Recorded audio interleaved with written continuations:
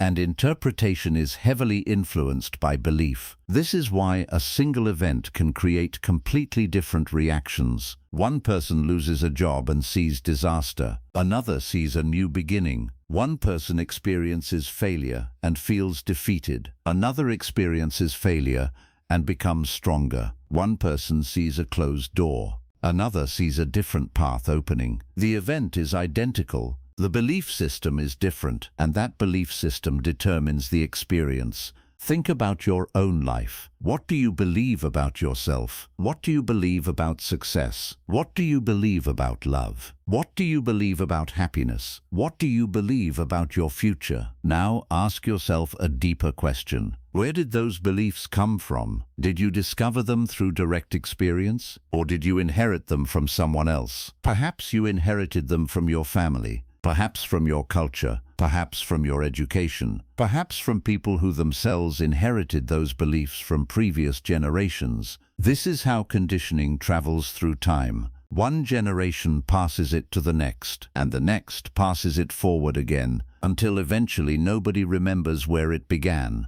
The belief survives simply because it has been repeated for so long. The sages warned that inherited beliefs can quietly become mental chains, not because they are always false, but because they are rarely examined. Anything unexamined gains power over the mind. Anything unquestioned begins controlling perception. Anything accepted automatically becomes part of the mental structure through which life is experienced. This is why awakening requires courage, because awakening is not merely about learning new things. Awakening often involves unlearning, and unlearning can feel uncomfortable, very uncomfortable, because the mind becomes attached to what it knows, even when what it knows causes suffering, even when what it knows creates limitation, even when what it knows prevents growth. The familiar feels safe, the familiar feels secure, the familiar feels predictable. But truth and familiarity are not always the same thing. Many people spend their entire lives protecting beliefs that no longer serve them. They defend them,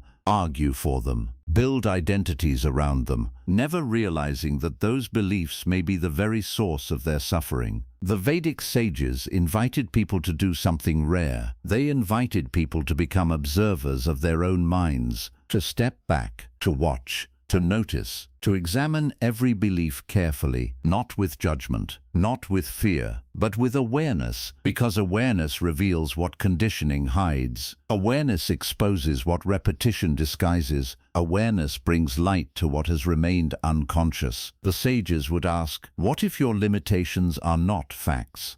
What if your fears are inherited? What if your doubts were learned? What if your sense of inadequacy was taught? What if many of the things you call truth are simply ideas repeated often enough to become convincing? These questions have tremendous power because they begin loosening the grip of unconscious conditioning, and as that grip weakens, something extraordinary starts to happen. The mind becomes lighter, more open, more curious, less attached to certainty, less attached to old stories, less attached to inherited conclusions. For the first time, genuine discovery becomes possible. Not second-hand knowledge, not borrowed wisdom, not inherited beliefs, but direct understanding. And according to the Vedas, this is where true intelligence begins. Not when you memorize what others believe, not when you inherit traditions without reflection, not when you collect more information. True intelligence begins when awareness becomes strong enough to examine every belief honestly, to ask, is this truly mine, or was it simply given to me? Because the moment that question becomes real, the walls of conditioning begin to weaken, and for the first time,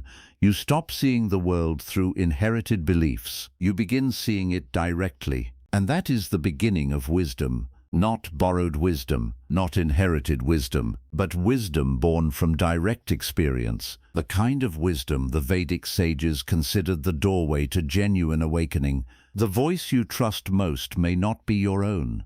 There is a voice inside your mind that has been speaking to you for as long as you can remember. It comments on your life. It judges your decisions. It predicts your future. It reminds you of your past. It tells you what is possible. It tells you what is impossible. It tells you who you are. And often, Without realizing it, you believe every word it says. Most people spend their entire lives listening to this voice, following this voice, trusting this voice. Yet very few people ever stop to ask a simple question. Who is actually speaking? Think about that carefully. The voice feels familiar. It feels personal. It feels like you. But does familiarity automatically make something true? The Vedic sages asked this question thousands of years ago, and what they discovered was remarkable. They observed that the voice in the mind is often not the true self speaking. It is usually a collection of memories, experiences, conditioning, fears, opinions,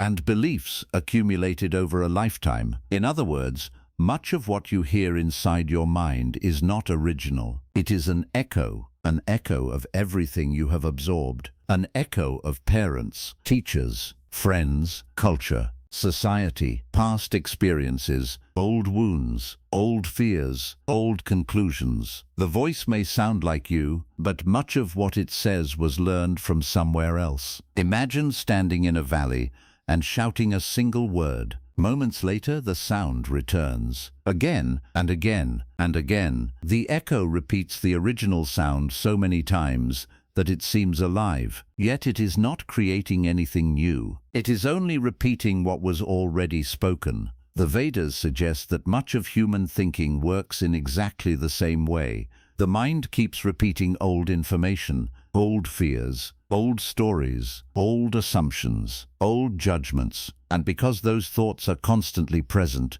people mistake repetition for truth. A person hears the same thought every day. I am not good enough. I always fail. Nobody understands me. I am too late. I am not capable. I will never change. Eventually, the thought begins to feel real, not because it is true, but because it has been repeated thousands of times. The sages understood something that most people never realize. A repeated thought becomes familiar. A familiar thought becomes believable. And a believable thought begins shaping reality. This is why two people can possess the same abilities, yet live completely different lives. One person's inner voice says, try. The other says, do not bother. One person's inner voice says, learn. The other says, you are not smart enough. One person's inner voice says, keep going. The other says, give up. The circumstances may be similar. The internal conversation is different. And that internal conversation quietly influences everything. Think about your own mind. How many thoughts do you hear each day? Hundreds, perhaps thousands. Yet most of those thoughts are never examined. They simply appear, and because they appear automatically, they are accepted automatically. This is one of the greatest powers of conditioning. It disguises itself as your own voice. The mind says something, and immediately you believe it. The mind predicts failure. You believe it. The mind creates fear. You believe it. The mind creates doubt. You believe it. The mind creates stories about the future. You believe those too. Yet the Vedic sages observed that thoughts are often unreliable narrators. The mind does not simply describe reality. The mind interprets reality, and interpretation is influenced by conditioning. A person who was criticized constantly during childhood may hear criticism even when none exists. A person who experienced betrayal may expect betrayal everywhere. A person who was taught they are not valuable may struggle to recognize their own worth. The voice inside the mind continues repeating old conclusions long after the original situation has disappeared. This is why many adults are still being controlled by experiences that happened decades ago. The event ended, but the mental voice remained. The moment passed, but the story survived. The wound healed, but the belief continued speaking. And because the voice feels familiar, most people never question it. The Vedic sages taught that one of the most important moments in spiritual awakening occurs when a person realizes something profound. You can hear the voice, which means you are not the voice. Think about that. If you can observe a thought, then the thought is an object of awareness. And if the thought is an object of awareness, then there must be something deeper observing it. That observer is what fascinated the sages, because while thoughts constantly change, awareness remains. Thoughts come and go. Awareness remains. Thoughts appear and disappear. Awareness remains. Thoughts argue, judge, fear, compare, imagine, remember, yet awareness simply observes, like the sky watching clouds pass through it. The sky does not become the cloud, and awareness does not become the thought. But most people spend their lives identifying with every cloud that appears. A fearful thought appears, they become fear. An angry thought appears, they become anger. A doubtful thought appears, they become doubt. The sages taught that this confusion is the root of much suffering, because thoughts are temporary, yet people build entire identities around them. A passing thought says, "I am not enough," and the person believes it for years. A passing thought says, "I am a failure," and the person carries that label for decades. A passing thought says, "I cannot do this," and the person never even tries. The thought lasts seconds. The consequences last a lifetime. This is why awareness is so important in Vedic wisdom. Awareness creates distance. Not distance from life, but distance from unconscious thinking. The moment you become aware of a thought, you stop being completely controlled by it. You begin observing instead of automatically obeying. You begin questioning instead of blindly believing. You begin listening with intelligence instead of reacting through habit, and gradually something extraordinary starts happening. The voice loses its authority, not because it disappears, but because you finally see it clearly. You recognize that many of its fears are inherited. Many of its doubts are conditioned. Many of its judgments are borrowed. Many of its limitations are learned. And suddenly the voice that once controlled your entire reality becomes something you can simply observe. This does not mean you stop thinking. It means you stop being imprisoned by thought. You stop treating every mental whisper as absolute truth. You stop allowing every fear to become a prophecy. You stop allowing every doubt to become a limitation. You stop allowing every story to become your identity. The sages taught that freedom begins the moment awareness becomes stronger than conditioning. The moment observation becomes stronger than reaction. The moment consciousness becomes stronger than habit. And perhaps that is the greatest discovery of all. The voice inside your mind may have been speaking for years. It may have shaped your choices, your fears, your relationships, and your sense of self. But the voice is not who you are. It is simply something you have been hearing. The real you is the awareness listening, the silent presence behind every thought, the witness behind every story, the consciousness that existed before the voice began speaking. And the moment you discover that truth, the entire relationship between you and your mind begins to change. For the first time, you stop living as the voice and begin awakening as the awareness that hears it. You think you are choosing, but conditioning is often choosing for you. One of the strongest feelings a human being has is the feeling of choice. Every day you make decisions. You choose what to wear. You choose what to say. You choose who to spend time with. You choose what to believe. You choose what goals to pursue. You choose what kind of life you want. At least that is what it seems like. But the Vedic sages asked a question that few people ever ask. How many of your choices are truly yours? And how many are being influenced by forces you cannot see?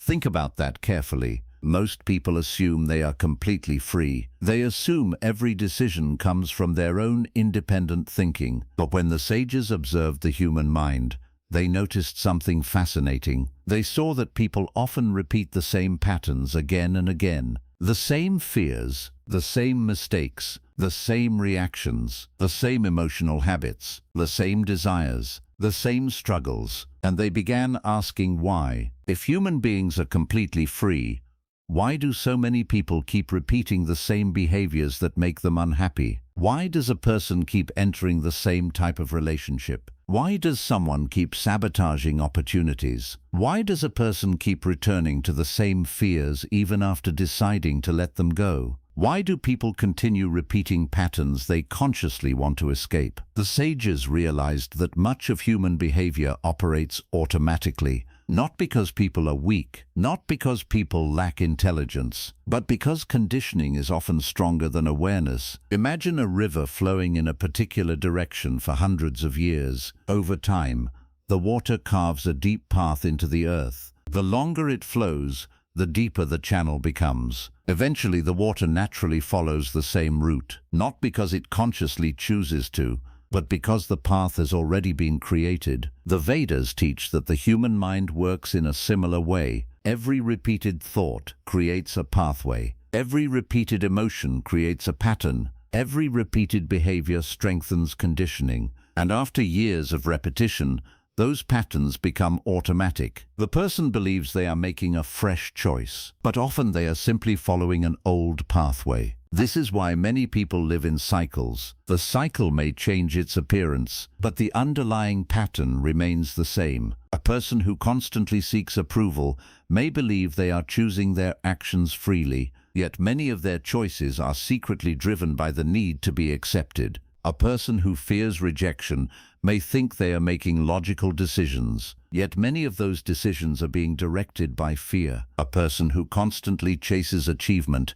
may believe they are pursuing success, yet underneath that pursuit may be a deeply conditioned belief that they are not enough. The behavior looks different, but the conditioning underneath remains the same. The sages understood that conditioning rarely announces itself. It operates quietly. It hides behind thoughts. It hides behind emotions. It hides behind preferences. It hides behind habits. And because it remains hidden, people mistake conditioning for personal choice. Think about how many decisions you make every day without fully examining them. Why do certain things attract you? Why do certain things frighten you? Why do certain people trigger strong emotional reactions? Why do certain situations make you uncomfortable? Most people never investigate these questions. They simply react, and every reaction strengthens the pattern. The Vedas teach that an unconscious reaction is not true freedom. It is programming. A person who becomes angry every time they are criticized may believe they are choosing their response. But are they? Or are they simply acting out a pattern that has existed for years? A person who immediately feels inadequate when compared to others may believe that feeling is natural. But is it? Or is it conditioning speaking through the mind?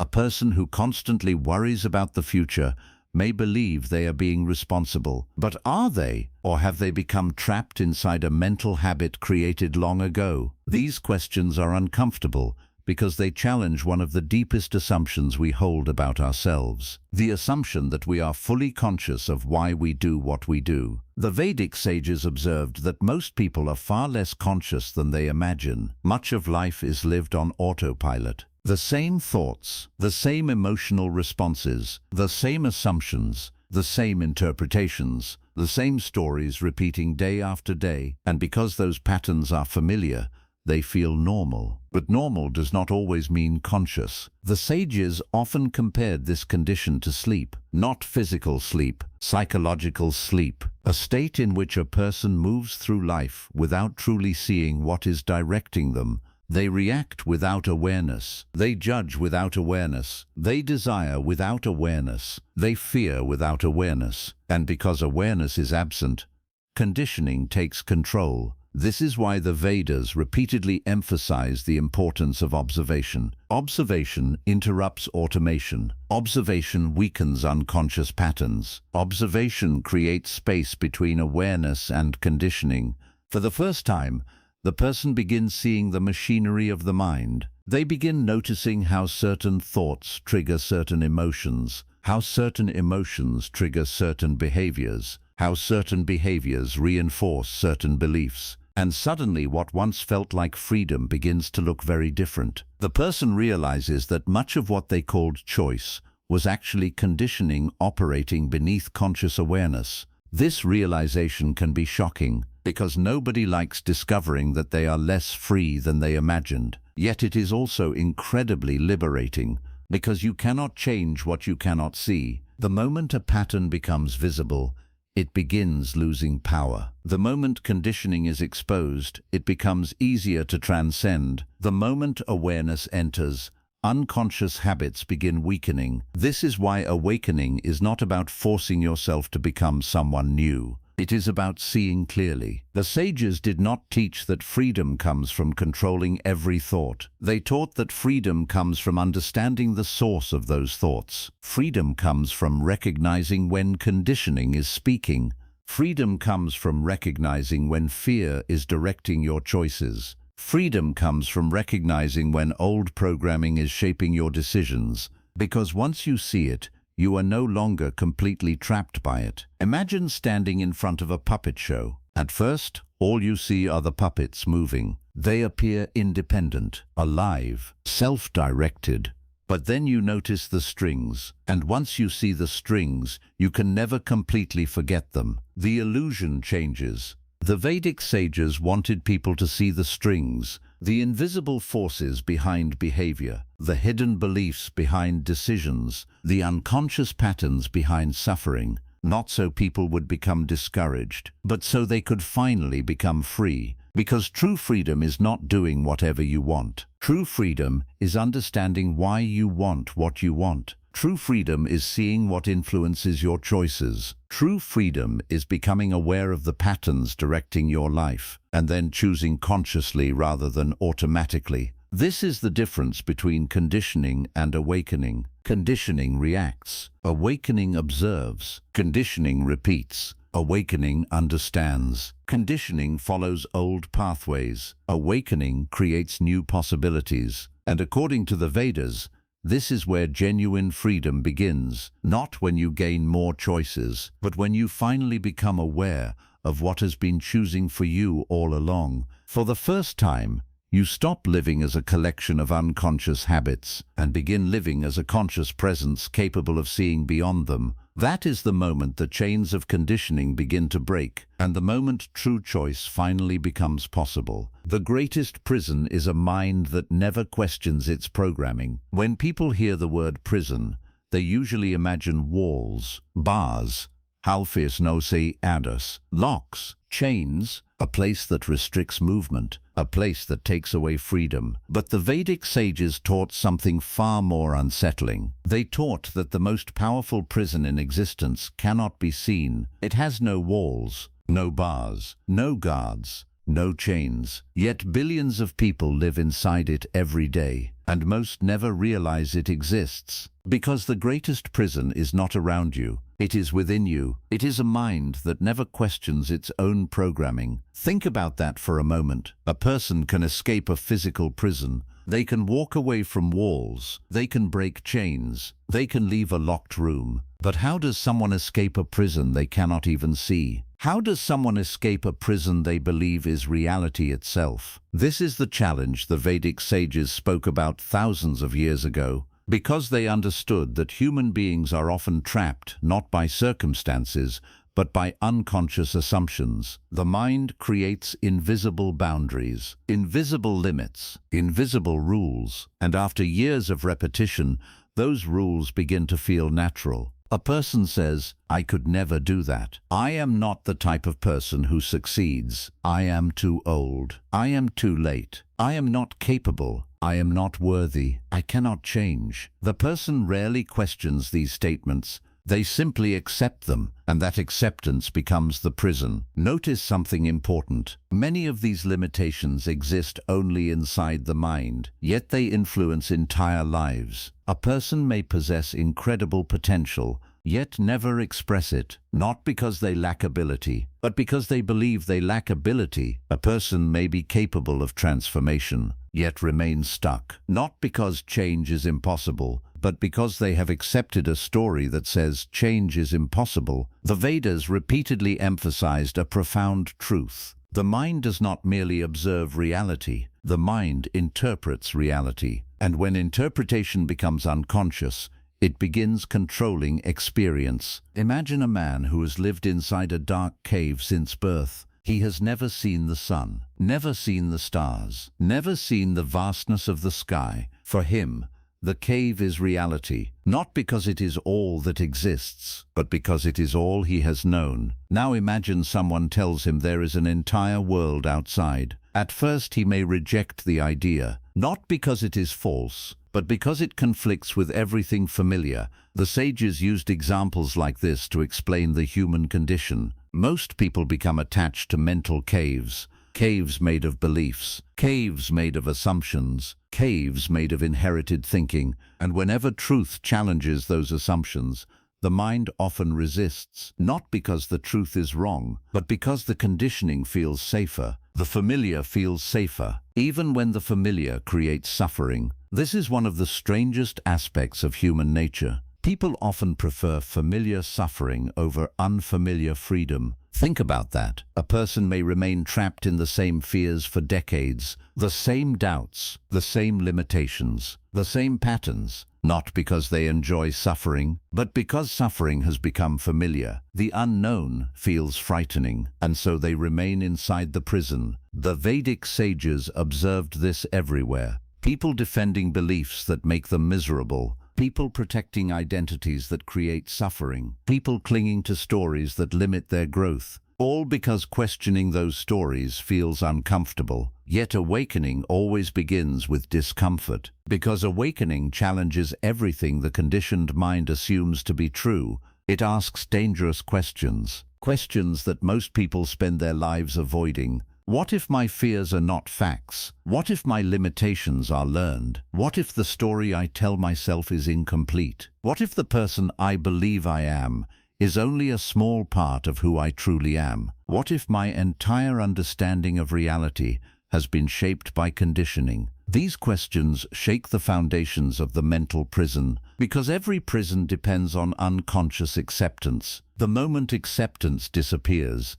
the prison begins losing its power. The sages understood that awareness is the key. Awareness shines light into places that have remained hidden. And what happens when light enters a dark room? The darkness disappears, not because someone fought it, not because someone attacked it, simply because it was seen. The same principle applies to conditioning. The moment a person becomes aware of their unconscious programming, something begins to change. The patterns do not vanish overnight. The fears do not disappear instantly. The conditioning does not dissolve immediately. But awareness creates distance. For the first time, the person begins observing the prison rather than living unconsciously inside it. And observation changes everything. The person notices how fear influences decisions, how insecurity shapes behavior, how old beliefs affect perception, how inherited ideas create limitations. The strings become visible, and once the strings become visible, they become harder to obey automatically. This is why the Vedas place such extraordinary importance on self-awareness, because awareness breaks hypnosis. Awareness interrupts conditioning. Awareness weakens unconscious programming. A person who sees clearly can no longer be controlled in the same way. The sages taught that true intelligence is not the ability to memorize information. It is not the ability to win arguments. It is not the ability to appear knowledgeable. True intelligence is the ability to observe your own mind honestly, to see your assumptions, to see your conditioning, to see your biases, to see the invisible forces shaping your life, and then to question them courageously. Most people spend their lives collecting answers, but very few learn how to question. Yet questioning is where freedom begins. Not questioning others, questioning yourself, questioning your conclusions, questioning your fears, questioning your assumptions, questioning the stories you have repeated for years, because every story gains power through repetition, and every story loses power through awareness. The sages were not interested in giving people another belief system. They were interested in helping people wake up, because a sleeping mind can be controlled, a conditioned mind can be directed, a fearful mind can be manipulated, but an aware mind becomes difficult to imprison. An aware mind begins seeing beyond appearances, beyond assumptions, beyond inherited thinking, beyond conditioning. And this is where something extraordinary begins to happen. The walls start cracking, the limits start weakening. The old stories start losing their authority. The prison that once seemed permanent begins revealing itself as an illusion. Not an illusion because it never existed, but an illusion because it only existed as long as it remained unseen. The moment you become aware of the prison, You are already standing closer to freedom, because awareness itself is freedom. The awareness that observes fear is free from fear. The awareness that observes limitation is greater than limitation. The awareness that observes conditioning is not conditioned in the same way. This is why the sages taught that awakening is not about becoming someone new. It is about seeing clearly, seeing what has always been there, seeing the prison, seeing the programming, seeing the stories, seeing the assumptions, and through that seeing, discovering something extraordinary, that the deepest part of you was never imprisoned at all. The walls existed inside the mind. The chains existed inside conditioning. The limits existed inside inherited beliefs. But the awareness observing them has always been free. And the moment you truly realize that, the prison begins to disappear, not because someone opened the door, but because you finally saw that the door was never locked. True freedom begins the moment you see through the illusion. After everything we have explored so far, a profound question begins to emerge. If your mind was conditioned, if your beliefs were inherited, if your identity was shaped by the world around you, if the voice inside your head is often an echo of the past, if your choices are influenced by unconscious programming, then what does freedom actually mean? The Vedic sages dedicated their lives to answering this question, and their answer was unlike anything most people expect. They did not teach that freedom means controlling the world. They did not teach that freedom means getting everything you want. They did not teach that freedom means becoming powerful, wealthy, admired, or successful. Instead, they taught that freedom begins the moment you see through the illusion that has been controlling your perception, because the greatest illusion is not the world itself. The greatest illusion is mistaking conditioning for reality. Think about a dream. While you are dreaming, everything feels real. The people feel real. The events feel real. The emotions feel real. The fears feel real. The excitement feels real. The dream completely captures your attention. And while you are inside the dream, you do not know you are dreaming. Then something happens. You wake up. Suddenly everything changes. The dream may have felt real, but now you see it differently. You recognize it for what it was. The dream did not need to be destroyed. You simply needed to wake up. The Vedic sages often used this idea to describe human consciousness, not because life is unreal, but because people often mistake their conditioned perception of life for reality itself. They mistake inherited beliefs for truth. They mistake mental stories for facts. They mistake fear for wisdom. They mistake limitations for certainty. They mistake their programming for their authentic self, and as long as that confusion continues, suffering continues.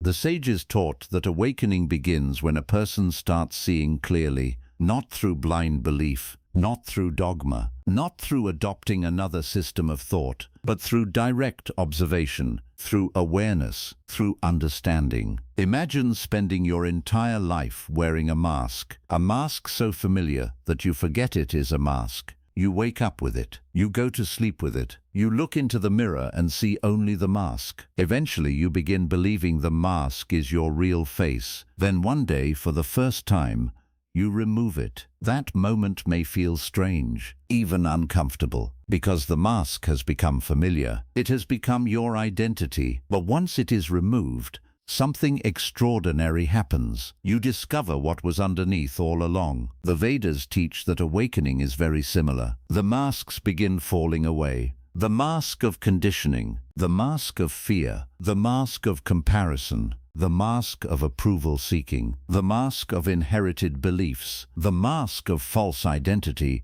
and beneath all of them, something remains, something untouched, something unchanged, something that existed before the conditioning began. The sages called this deeper reality the true self, not the personality, not the ego, not the collection of labels you have accumulated, not the story you tell about yourself, but the awareness behind all experience, the awareness that has been present throughout your entire life. Think about it. Everything about your life has changed. Your body has changed. Athsiming cost. Your thoughts have changed. Your opinions have changed. Your friendships have changed. Your circumstances have changed. Your goals have changed. Your understanding of the world has changed. Yet something has remained present through all of it.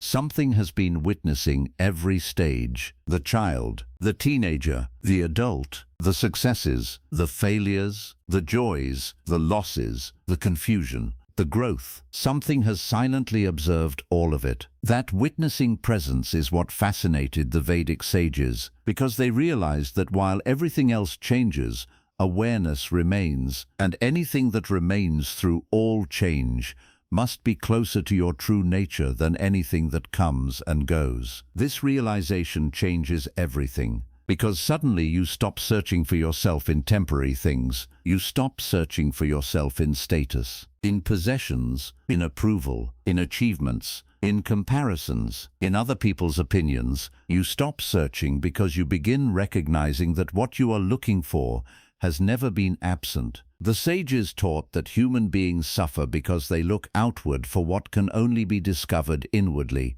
They chase identity, they chase validation, they chase certainty, they chase fulfillment, all while overlooking the awareness that is already complete, already present, already whole. This does not mean life suddenly becomes perfect. The Vedas never promised that. Challenges still arise, loss still happens, pain still exists, change still occurs, but your relationship with life begins to transform because you are no longer experiencing life entirely through conditioning. You are no longer trapped inside every thought. You are no longer imprisoned by every fear. You are no longer defined by every label. You begin living from a deeper place, a quieter place, a freer place. The same events happen, but they no longer control you in the same way. The same fears may appear, but you see them more clearly. The same thoughts may arise, but you are no longer completely identified with them. The same challenges may come, but you respond with greater awareness. This is the freedom the sages spoke about. Not freedom from life, freedom within life. The freedom to observe rather than automatically react. The freedom to question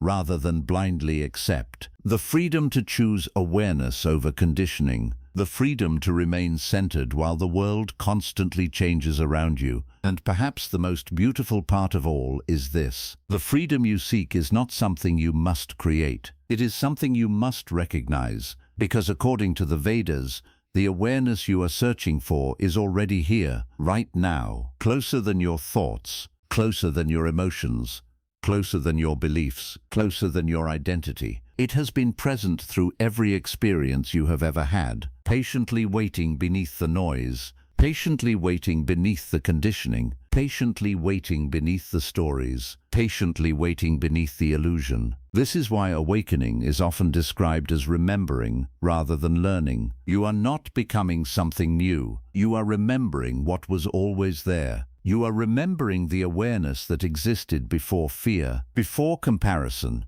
before limitation, before programming, before the world told you what to think, before the world told you who to be, before the world taught you how to see yourself. And in that remembrance, something extraordinary happens. The illusion begins to lose its power. The conditioning begins to loosen its grip. The prison begins to dissolve. The masks begin to fall. And for the first time, perhaps in your entire life, you begin seeing reality with your own eyes, rather than through borrowed beliefs. This is the awakening the Vedic sages spoke of, not an escape from life, but a return to clarity, a return to awareness, a return to the truth that has been waiting beneath every layer of conditioning. And from that place of awareness, a new life begins. Not a life controlled by inherited thinking, not a life directed by unconscious programming, but a life guided by direct understanding, a life guided by consciousness itself. Because true freedom does not begin when the world changes. True freedom begins the moment you finally see through the illusion and remember who you were before the conditioning ever began.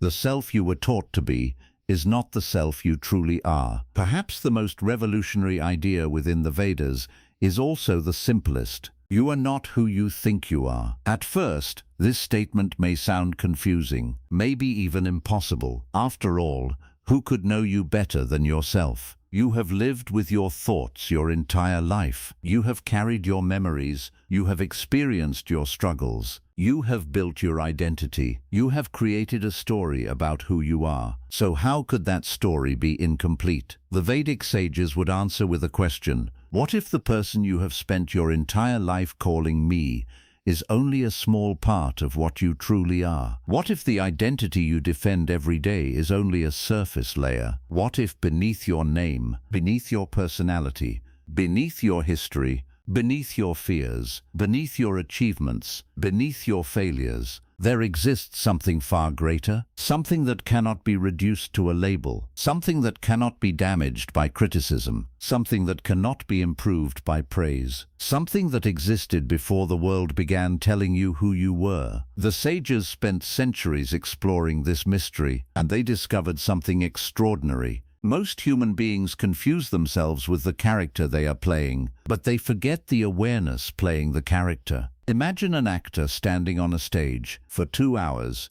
the actor completely becomes the role. They laugh, they cry, they struggle, they suffer, they celebrate. The audience becomes absorbed in the story. But no matter how convincing the performance becomes, the actor is never truly the character. The character exists temporarily. The actor exists before the role, during the role, and after the role. The Vedas suggest that something similar is happening in human life. You have become deeply identified with your role. The role has a name, a history, a personality, a collection of experiences, a collection of memories. And because you have been playing this role for so long, you have forgotten that it is not the whole of who you are. The role says, I am successful, I am unsuccessful, I am respected, I am ignored, I am attractive, I am unattractive, I am important, I am insignificant, I am broken, I am complete. The role is constantly creating descriptions, constantly creating identities,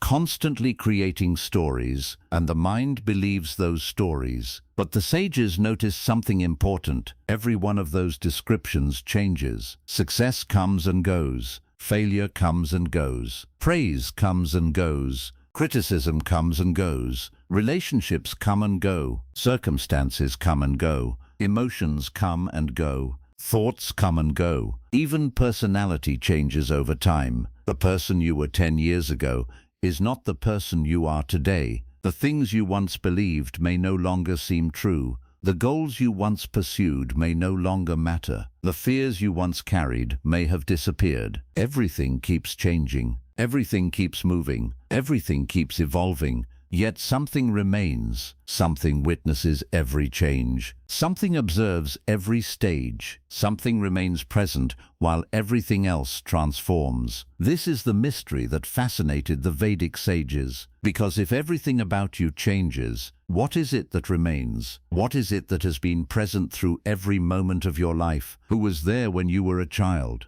Who was there when you became an adult? Who is here now listening to these words? The body changed, the thoughts changed, the personality changed, the beliefs changed, yet awareness remained, the witness remained, the observer remained. The sages taught that this awareness is closer to your true nature than any identity you have ever adopted. But most people never discover this. Why? Because they spend their entire lives focused on the surface. They spend their lives improving the character, protecting the character, comparing the character, defending the character. They become obsessed with the story. Meanwhile, they forget the storyteller. They become obsessed with the waves. Meanwhile, they forget the ocean. The Vedas often compared human identity to waves rising from the sea. Each wave appears separate. Each wave has a unique shape, a unique size, a unique movement. Yet every wave is made of the same water. The wave may believe itself separate, but its true nature is the ocean. In the same way, the individual personality appears separate, different, unique. Yet beneath all identities exists the same awareness, the same consciousness, the same fundamental reality. This is why the sages taught that true awakening is not becoming someone new. It is discovering what has always been true. Think about how much energy people spend trying to become someone important, someone admired, someone successful, someone respected, someone special. And yet the irony is profound. The more desperately a person tries to become someone, the further they often move from their authentic nature, because the search itself is based on the assumption that something is missing, that they are incomplete, that they must become more. The Vedic sages challenged this assumption completely. They taught that your deepest nature is already whole, already complete, already present, not because you have achieved something, not because you have earned something, but because awareness itself lacks nothing. The mind may feel incomplete, the ego may feel incomplete, the personality may feel incomplete, but awareness remains untouched. Imagine the sky. Storms pass through it, clouds move across it, rain falls from it, thunder shakes it, yet the sky itself remains unchanged. The sky does not become the storm, the sky simply contains it. The sages taught that awareness is similar. Thoughts arise, emotions arise, experiences arise, pleasure arises, pain arises, yet awareness remains silent, open, unchanged. This realization begins transforming everything, because once you stop identifying completely with the character, life becomes lighter. You no longer need every person to approve of you. You no longer need every outcome to go your way. You no longer need constant validation. You no longer need to defend every opinion. Why? Because your sense of self is no longer attached entirely to temporary things.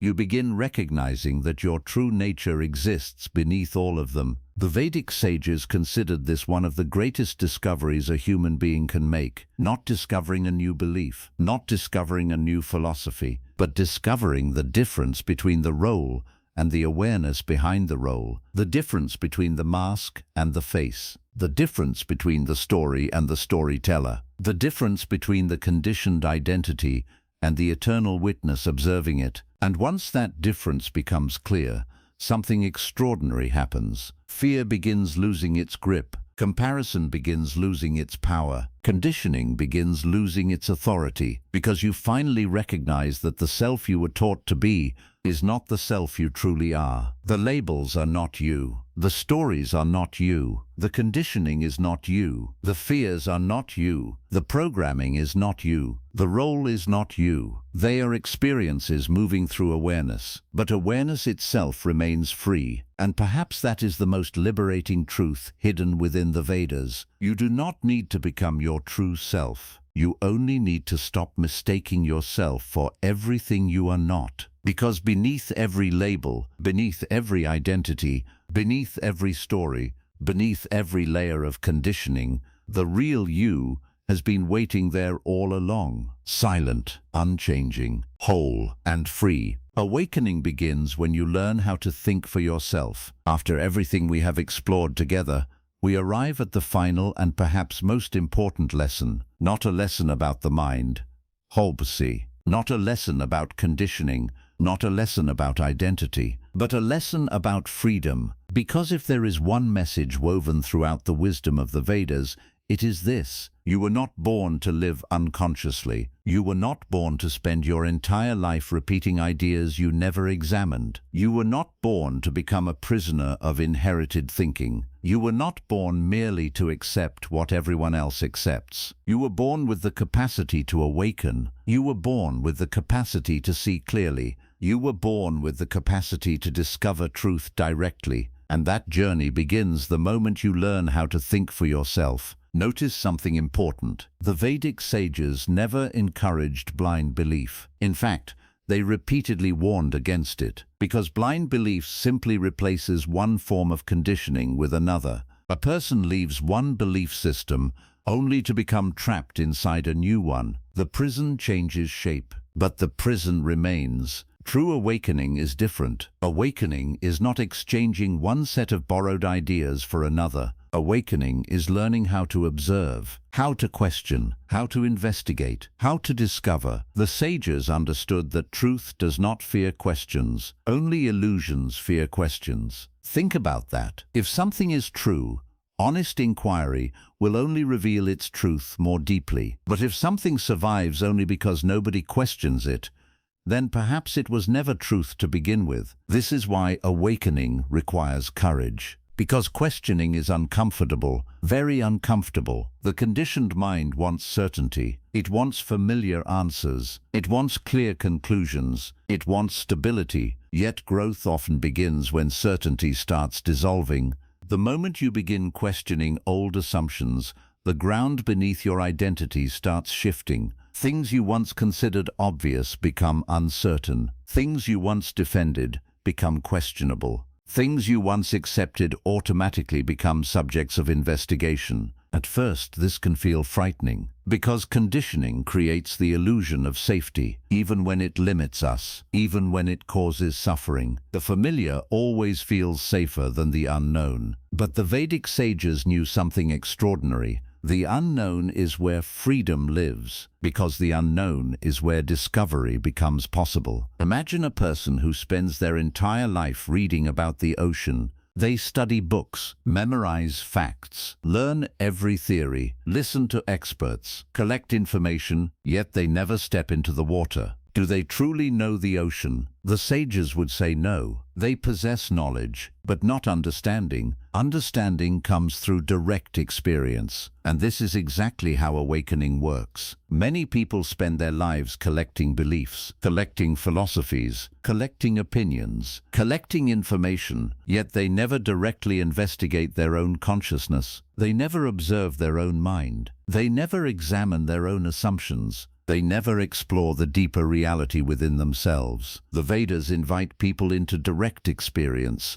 not second-hand truth, not inherited wisdom, direct understanding, because there is a profound difference between knowing about something and actually knowing it. A person can read thousands of books about peace, yet still remain restless. A person can memorize spiritual teachings, yet remain trapped by fear. A person can quote wisdom endlessly, yet continue living unconsciously. Why? Because information alone does not transform consciousness. Awareness does. This is why the sages emphasized observation over belief. When you observe your thoughts, you begin understanding the mind. When you observe your fears, you begin understanding conditioning. When you observe your reactions, you begin understanding programming. When you observe yourself honestly, understanding naturally emerges. And understanding creates freedom, not because someone gives it to you, but because you discover it directly. Think about how much of your life has been guided by ideas given to you by others: parents, teachers, friends, society, culture, media, religion, tradition. Some of those influences may have been helpful, some may have been limiting, but regardless of whether they were beneficial or harmful, one question remains: have you ever examined them for yourself? Have you ever looked deeply enough to know what is truly yours and what is simply inherited? Most people never do.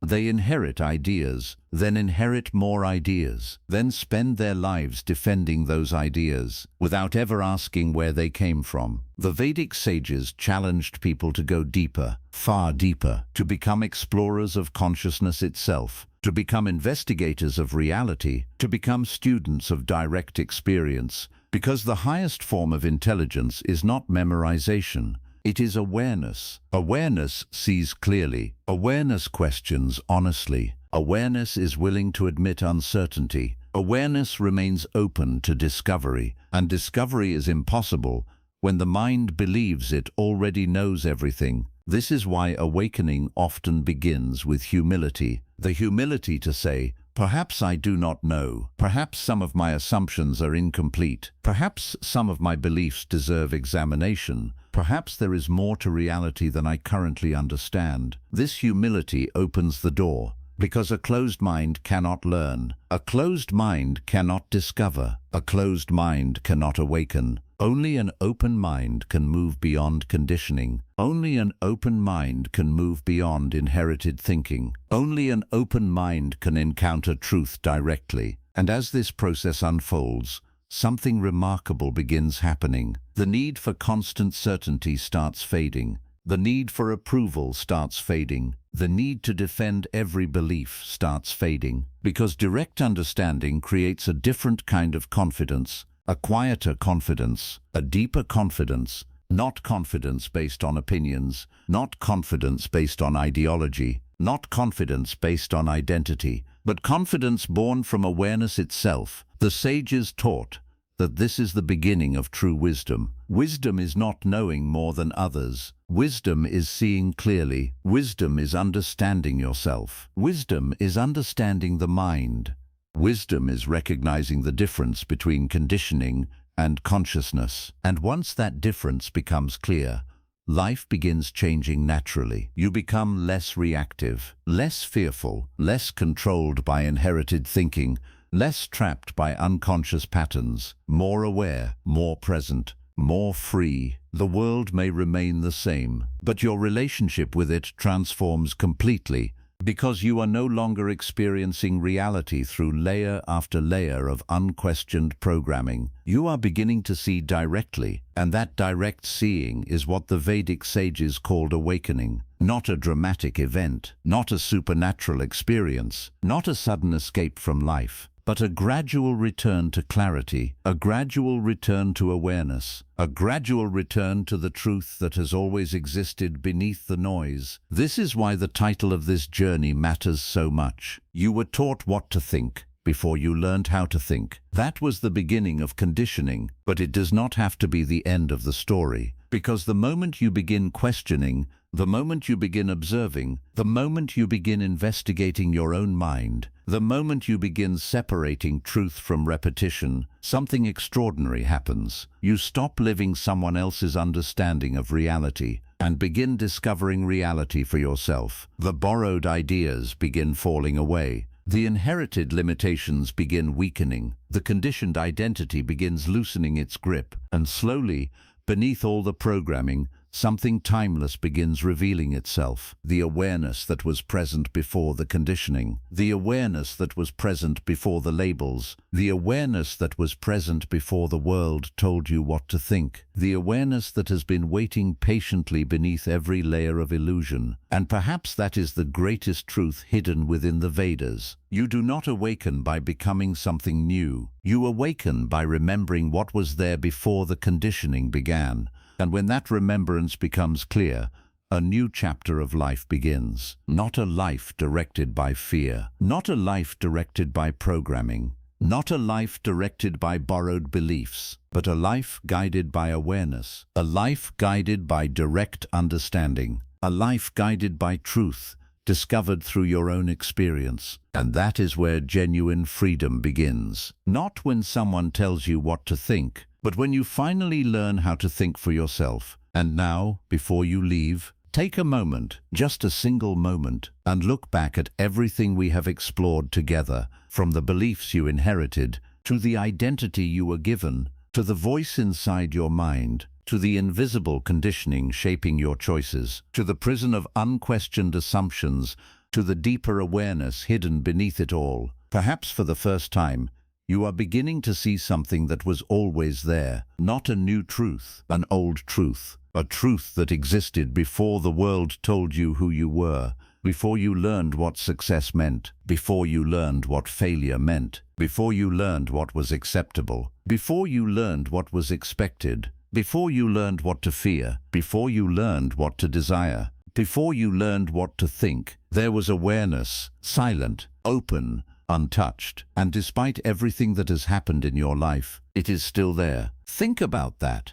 Every experience has changed. Every chapter has passed. People have entered your life. People have left. Dreams have appeared. Dreams have disappeared. You have succeeded. You have failed. You have been praised. You have been criticized. You have been loved. You have been hurt. Entire versions of yourself have come and gone. Yet something has remained through all of it. Something has quietly watched every moment. Something has survived every disappointment, every heartbreak, every mistake, every fear, every uncertainty. And that something is what the Vedic sages spent their lives pointing toward. Not because it is distant, but because it is so close that most people overlook it. Like a fish searching for water, while already swimming in the ocean, many people spend their entire lives searching for themselves, searching in careers, searching in relationships, searching in status, searching in possessions, searching in the approval of strangers, searching in achievements, searching everywhere except the one place where the answer has always existed,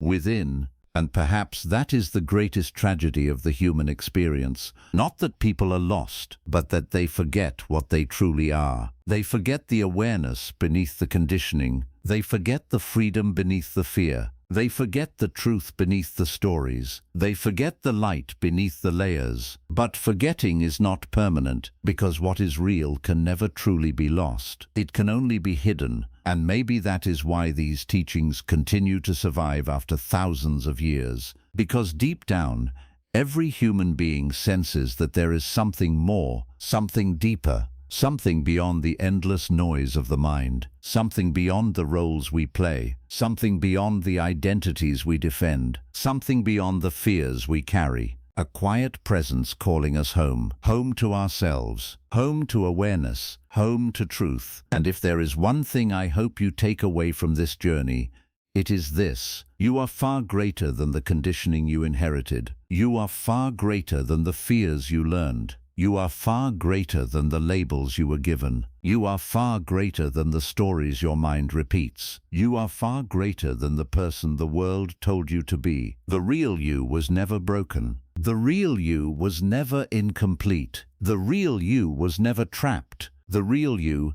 has been here all along, patiently waiting beneath every layer of illusion, waiting to be remembered. So tonight, as you leave this video, do not rush back into the noise. Sit quietly for a few moments. Observe your thoughts. Observe your mind. Observe the awareness watching it all. And ask yourself one simple question. If so much of what I believed about myself was taught to me, then who am I beyond what I was taught? Do not answer immediately. Let the question stay with you. Let it travel with you. Because sometimes the most powerful answers arrive not when we search for them, but when we become still enough to hear them. And perhaps, somewhere in that stillness, you will begin remembering the truth that the Vedic sages have been whispering for thousands of years. You are not here to become someone else. You are here to awaken to what you have always been. Thank you for walking this journey with the silent Vedas. And until we meet again, stay aware, stay curious, and never stop looking beyond the illusion.